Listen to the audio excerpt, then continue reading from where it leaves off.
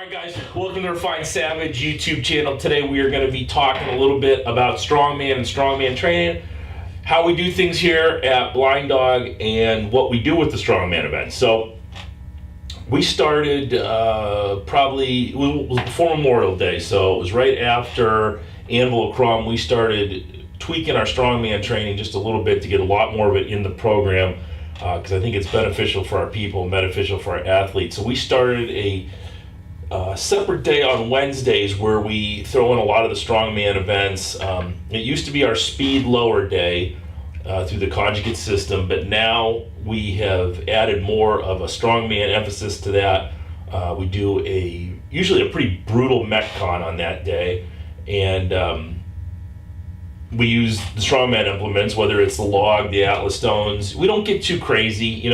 We have enough equipment for people to use stones, to use tires, axle bars, logs, farmer's walks and yokes, maybe a circus dumbbell here and there, but we basically keep it to that set of implements.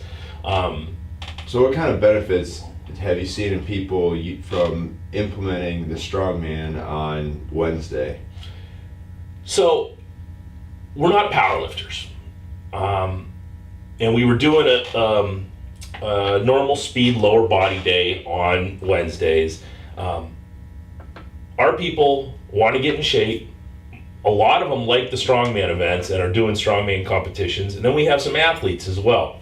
The benefits, I think, for the strongman day as opposed to the speed day is we're getting athletes in better shape, in better condition.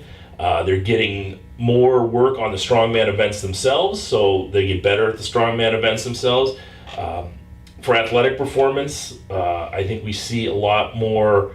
I think it's a lot easier for our athletes to work with an Atlas stone as opposed to a snatch, which is a little bit more difficult of a movement. And I just think that we get better results physically through long, brutal metcons involving the strongman implements, and I think it's important to do stuff like that every week that sucks. I mean, Wednesdays are days that I dread. I mean, I love them, but leading up to them, it almost gets to a point where you're a little bit nervous about doing them, especially if you use the right weights. Yeah, there's been a couple times where people come in and they say to me, this is Wednesday, not a Friday workout, because our Friday workouts are traditionally really tough, and our Wednesdays are turning into kind of the same thing. They are, but with strongman implements. Yeah, they're not quite as tough as Fridays. Yeah, I agree. Only because you're not going to see much running on Wednesdays. You're not going to see much rowing on Wednesdays. And I expect the weights to be a lot heavier on Wednesdays than I do on Fridays. Right.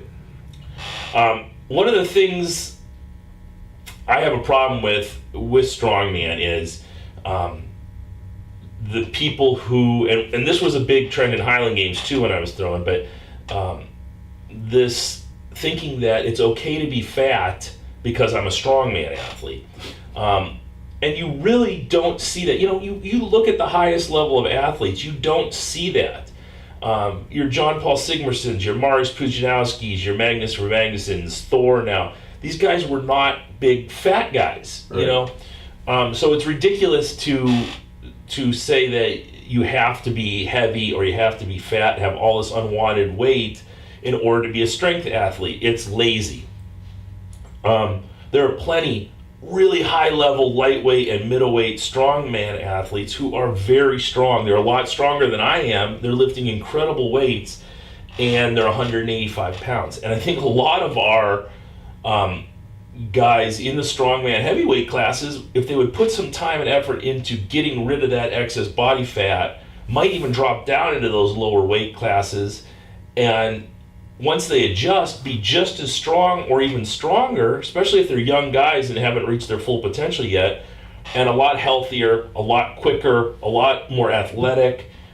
There's nothing athletic, there's nothing beneficial about being a 240-pound guy who's eaten himself into the super heavyweight class, And I think it's really important, not just for athletics, but for your health. And and just being a more healthy person to get rid of that excess weight. You don't need it, and you'll be a better athlete without it, in my opinion. Yeah, and you've also been using the Strongman Training while doing Highland Games, and you've been doing really well off of that. As far as, I mean, at least what you've relayed back to me, that it's been working well for your Highland Games. I think another myth in the strength and conditioning world is that you can't, and this is going to be controversial, but you can't use a Metcon to get you stronger.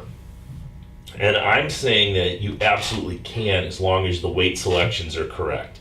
If you're using a weight that is, say, 80% of a 1 rep max, so if you're using an Atlas stone that's 80% of your 1 rep max Atlas stone lift, and you're doing it time and time and time again, you're going to get stronger. And I know that for a fact because it's happened with me. You know, where I used to use maybe a 300-pound Atlas stone for a Metcon, now we're getting up into 330 and 360. You're just getting more strength training. You're just doing it with less and less rest periods, which for a lot of sports is exactly the way we want athletes to train. We don't want athletes to do a set of 5 and then rest 5 minutes between sets. It doesn't carry over to the field. Right. We don't want athletes moving in one plane. We want them to have short rest periods and moving in multi-directional fields and lifting objects that aren't a station or a perfectly weighted bar with plates on the end of it.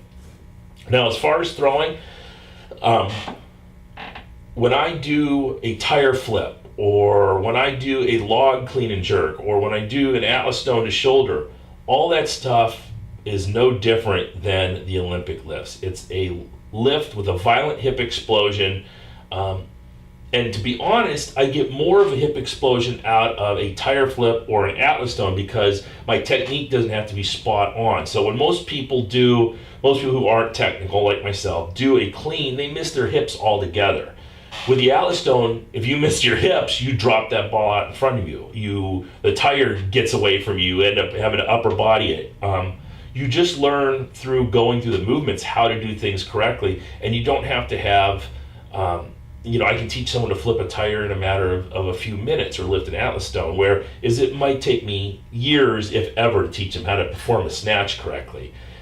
It's just a more efficient way for me to work with athletes.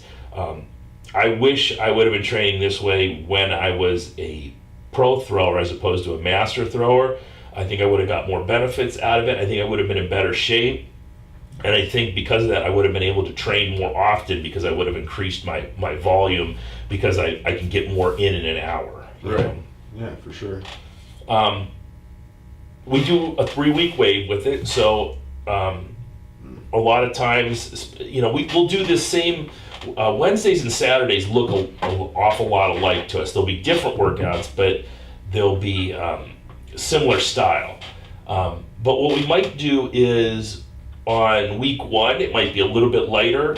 You might be using a 60% load for your Metcon. Week 2, that might bump up to 80. Then maybe on week 3, we don't do a Metcon at all, and we're working on a heavy Atlas stone to shoulder or Atlas stone to platform or heavy log clean and press, So as the weeks go on, the weights get heavier, the conditioning drops a little bit, and then we switch it up again. In week 1, we start all over again from the bottom. And we do that with all our exercises. It's that 3-week pendulum wave that Louis talks about.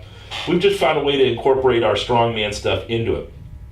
The art comes in how you take that number of exercises for strongman, incorporate it in with a lot of these functional fitness exercises and a lot of these exercises we do with our sports performance kids, and make it into a program and have it so that you're not coming back and hitting the same workout every 3 weeks. You may not see that same workout, for 3-4 months. Then you can keep track of them and see how you progressed, and just like anything else, works really well. I really strongly encourage people to check out our online programming. Our online programming lays this all out for you. It's $50 for the month, and you get access to our private Facebook group. And It lays out these workouts perfectly for you, whether you're a strongman who needs to lose a few lbs or an athlete looking to train for Highland Games or track and field or football. It'll be good for you, and it's an easy way to not have to figure all this stuff out on your own. We've kind of figured it out for you, and it's a good community of people. They post their videos, they post their results. We've got some high-level Highland Games athletes on it. We've got some high-level strongmen on it. And we have, your average Joe who's just lifting in his basement, and then we have to do some adjustments for that. But everyone can do this as long as you have a power rack and a bench press and a barbell with plates. You're good to go. Anything else? No, we're good. Strongman Training 101 at Blind Dog. This has been the Refined Savage. Make sure you go to therefinedsavage.com, pick up some gear.